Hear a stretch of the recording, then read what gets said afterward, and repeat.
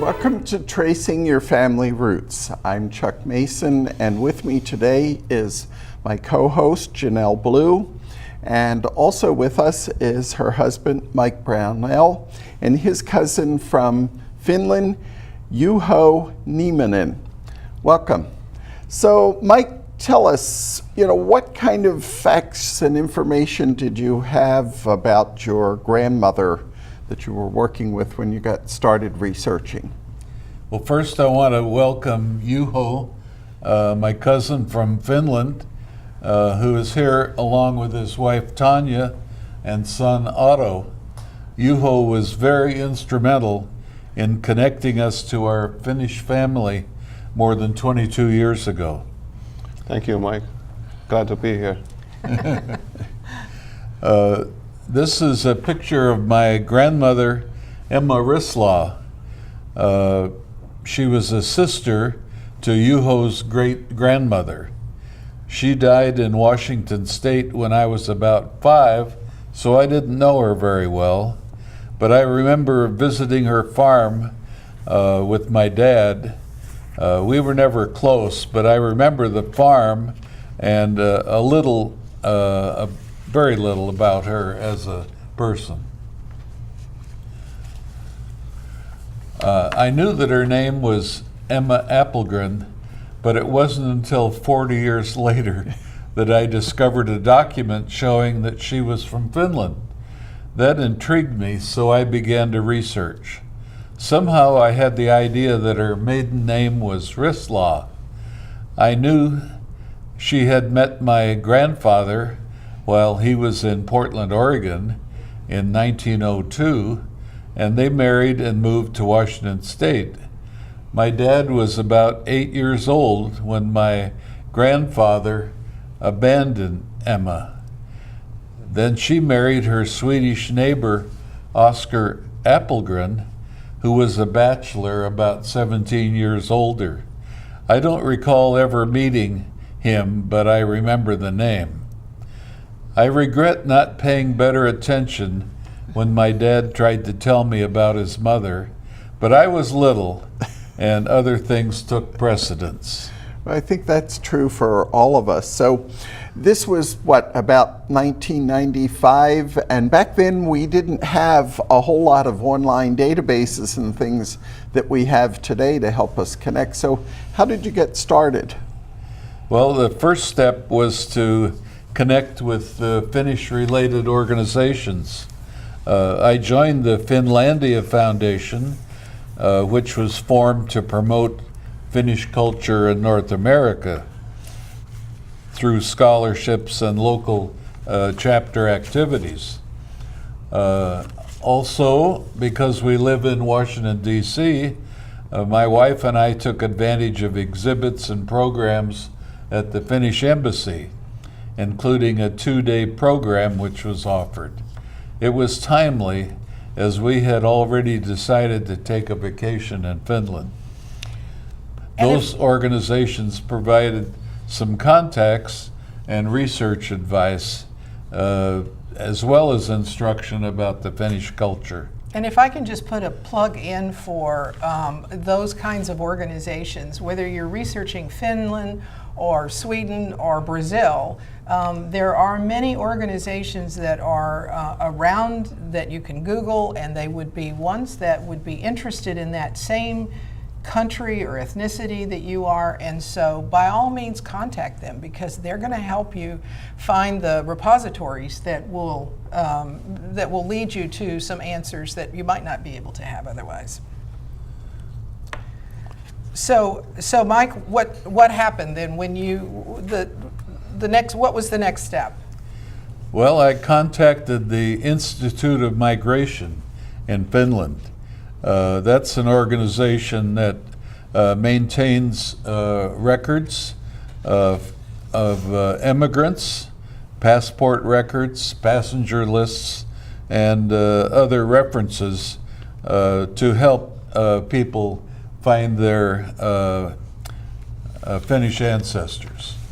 And so the copy of the passport information that we received from that Institute of Migration is up on the screen there. Yep. At the end of 2010, they had 750,000 records, and some of which are now accessible on the internet. I first wrote to them for information using the very minimal facts that I had, and I was using the name Rislaw, and I knew that my grandmother was born in Finland in 1875.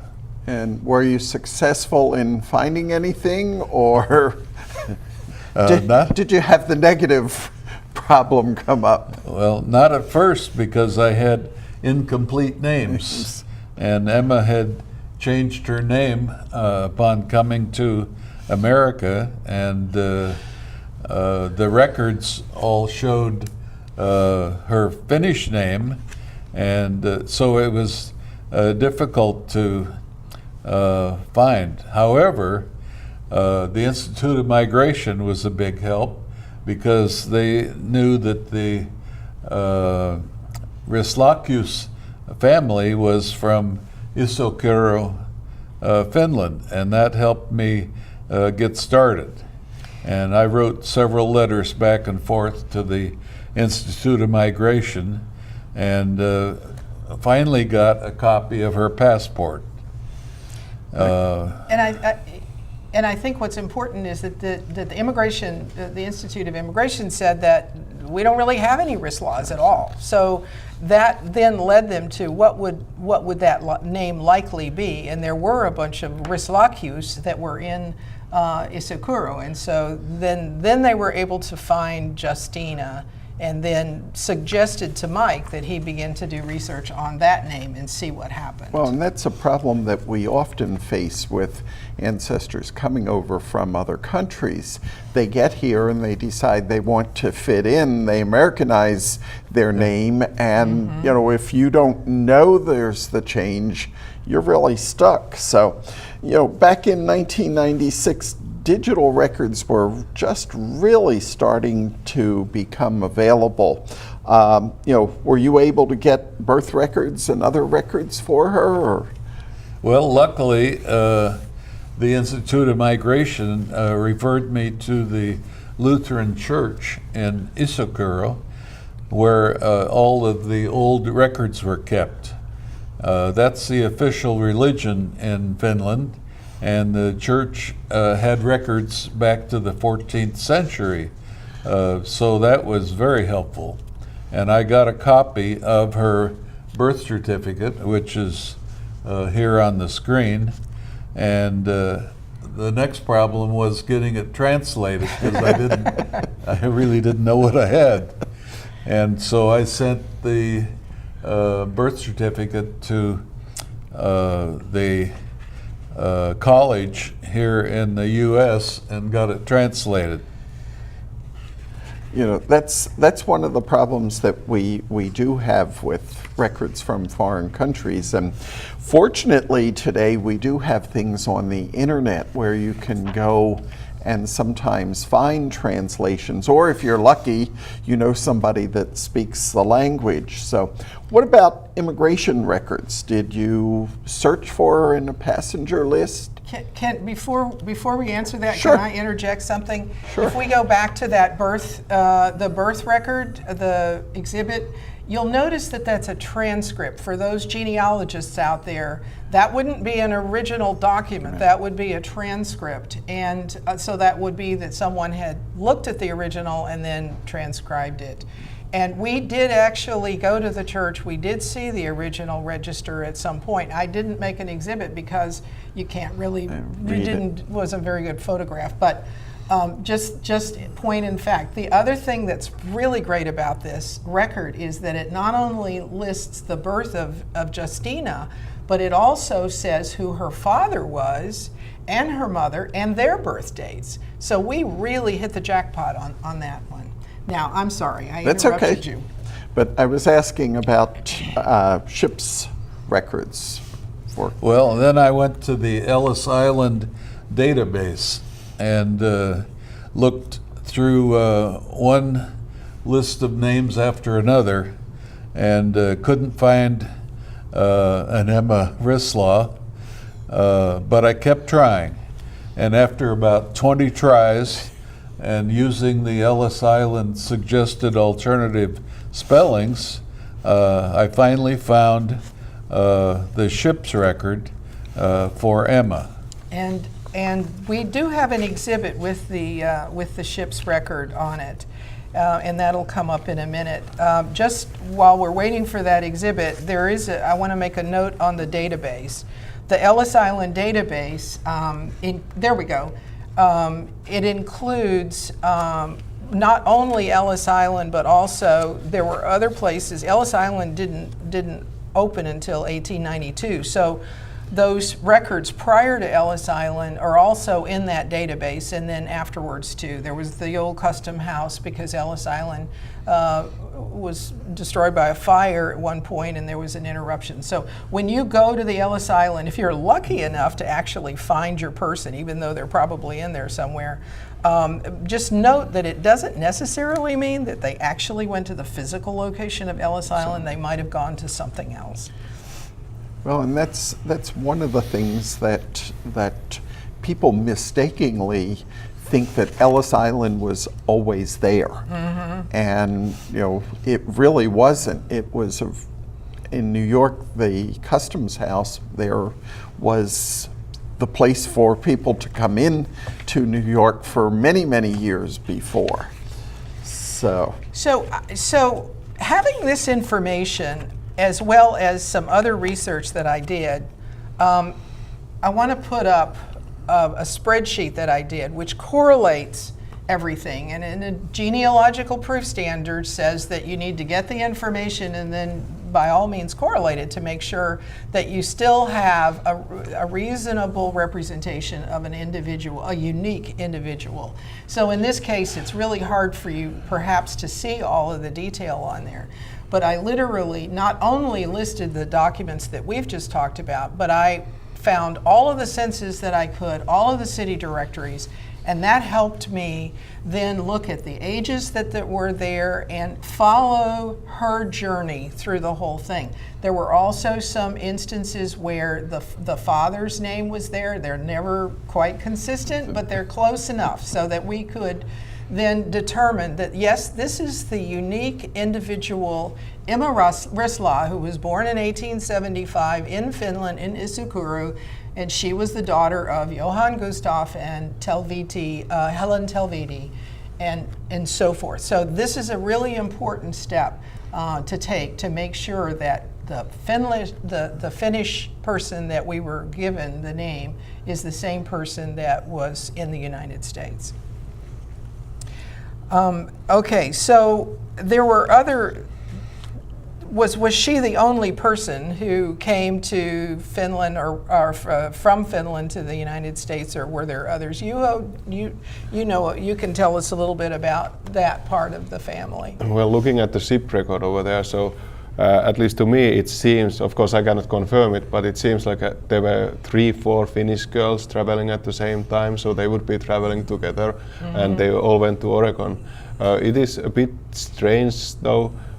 In our family we have some previous ancestors gone to the USA earlier, but they went to Wyoming, but not to Oregon like the ship's record states over here. But it could have been that they heard about somewhere from the relatives in Wyoming that Oregon is a good place to go, and they have a Finnish population in Astoria, for instance. So I guess that's where Emma ended up with in the first place. How do you suppose she raised the money? I mean, they were not rich people, so how do you think? Where do you think the money came from for her? Most likely the relatives already existing over here gave her the money to come over, but of course I cannot confirm that. But that's my best guess, and that's how it usually would happen. So we have some prior knowledge of the place that people have gone to, and they invite those guys to come over. It was a famine in Finland during those years. Oh, so really? It was so it was let's say quite natural to leave the place at that time. But, Well, and it looks like from the register, I don't know if this is something we can put up or not, but these girls were traveling together. There were 4 Finnish girls, and it's kind of curious that they were all going to be domestic servants in Oregon. They all said they were going to Oregon. So do you think that implies that they might have all been from the same village? Of course, they could have met in Hanko, what is the place that usually the Finnish immigrants left from. But the names sound, let's say, familiar. But of course, we haven't studied those names, so we don't know if they have lived close to in Isokyrö, for instance. But they most likely have been traveling together because they would have share the same language. I'm sure that none of them were able to speak any English at the time that they came over here. So another reason why they would want to be together. Yeah. And then there were some Swedish young women that were in that group as well. So it's interesting. I've tried to think about how would they have known about this opportunity in Portland? How did they get the money? And actually, you've now reminded me that we should probably look into those other 4 Finnish names to see whatever happened to those women. And it's often somebody here knows and contacts the family, and families will share that information with the neighbors and everything. So Mike, how did you actually meet the family? Well, I had corresponded with Juho after he had translated a letter from his grandmother, sort of introducing ourselves. Can I interject a little bit? So Mike asked, okay, we're going to put up a picture of the church, but Mike had asked the church if there were any other Rislakius that were still there in the town. And so that it was actually the church secretary or minister who contacted Juho's grandmother and said, there are some people from America who are looking for relatives here. And so Juho, what transpired there? What happened when your grandmother said? Yeah, I think that my grandmother was contacted by the church, and she wanted to write you guys a letter. So I translated the letter to you to English, and I guess after that letter I sent to you guys, Mike called me during one night. I was biking home from work, and it was a surprise to get a call from the US on my mobile phone at that time. So Juho, what did you think about this family? I mean, I know I contacted one of my mother's cousins who there had been an estrangement in the family, and he was well into his 80s. And when I contacted him, he was really hesitant to make communication with me till his daughter pointed out, well, he's told you this, that, and the other, and sent some pictures and also. So what did you think about these people in the United States contacting you? Well, of course I was a bit suspicious at first, but we had a confirmation from the church already that Mike and Chanel were looking at a person that was in our line of family. So I was quite positive and happy to meet new relatives in the USA, because we knew about some others who had already left to Wyoming and to Ohio, but we didn't know about Mike and Chanel and the family. So the really neat thing was that Mike and I had already planned to go to Finland for a vacation, and this was kind of before we really had this communication.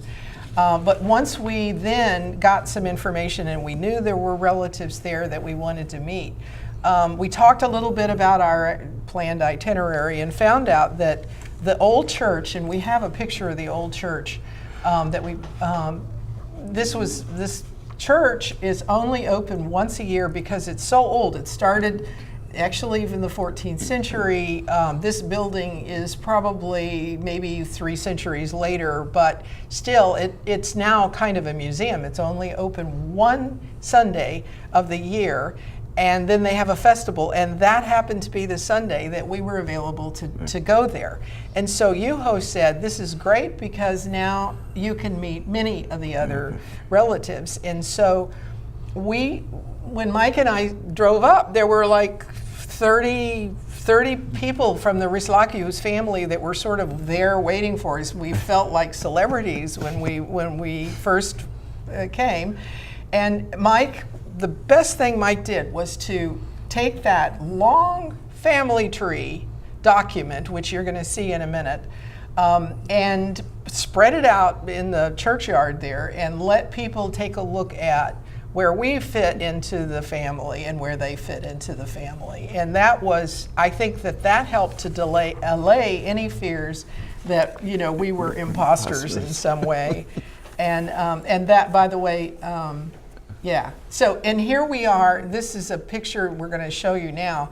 They had the one church service, and here we are, Mike and I, and Juho and his wife Tanya, in younger days. But this was, and of course the church service was all in Finnish, but it was still really interesting to be there. And on the floor, where all the pews were, those were all grave sites under there that had been from when the church was started, basically, so they started burying people.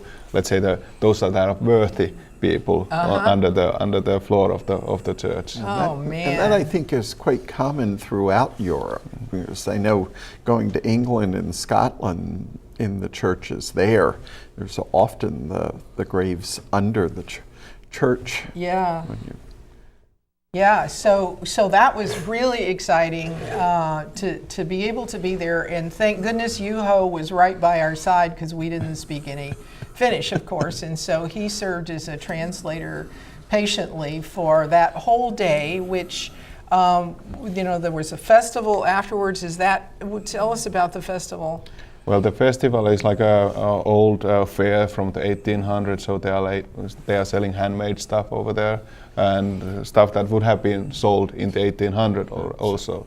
So it's a yearly event, 2-3 days nowadays. So it has expanded a bit, and there are people coming all over from Finland to sell their stuff and to visit the marketplace there.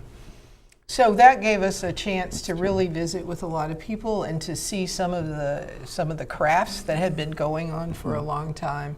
And it was so then after that we all went to lunch at a local restaurant.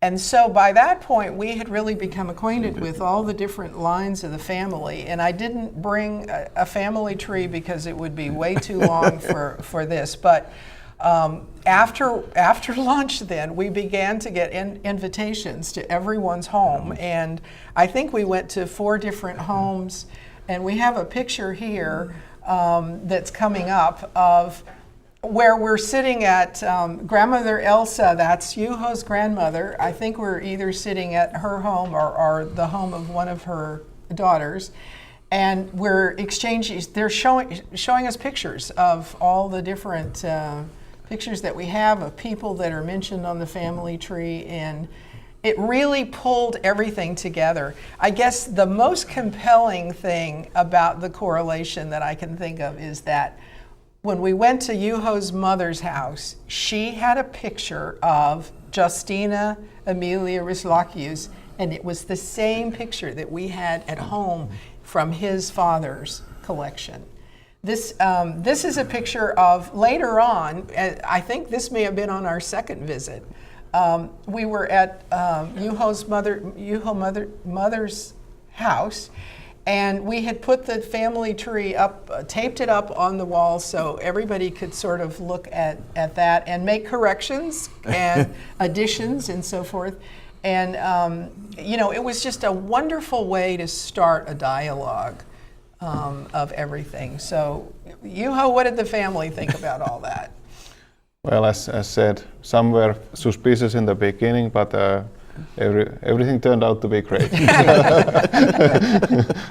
So now there are 2 different lines, 2 different of the daughters that were Justine's sisters. in their lines, and we have become very close with them, and we see each other. I think we've been to Finland. Mike's been to Finland 6 times since then. Juho's been visiting us 6 times. 6 times. Yes. Yeah. And some of the other relatives have come back and forth. And so Mike's family was very small. He had no siblings, or he had 1 sibling, but there were just very few people in your family. And now we have managed to grow the family considerably. So how much family is here in the United States? Are there a number of cousins, or? No, not really. I mean, the Wyoming people have some children. But Mike is the only child of that has descended from Emma in the United States. We wanted to put this this up for you. Not that you're necessarily looking at Finnish research, but if you are, these are some websites that you can go to, and they were ones that we talked about in the research. So I think just to wind this up. Well, we're very glad that they were able to coordinate and come in and talk about this. Because it's interesting. You know, you have family that sometimes you know nothing about. I'm fortunate with my Scottish great-grandparents that there was only 1 brother that stayed back in Scotland. The rest of them came here, but I've got others. I don't know how many family members we still have back in Ireland and Germany. Right.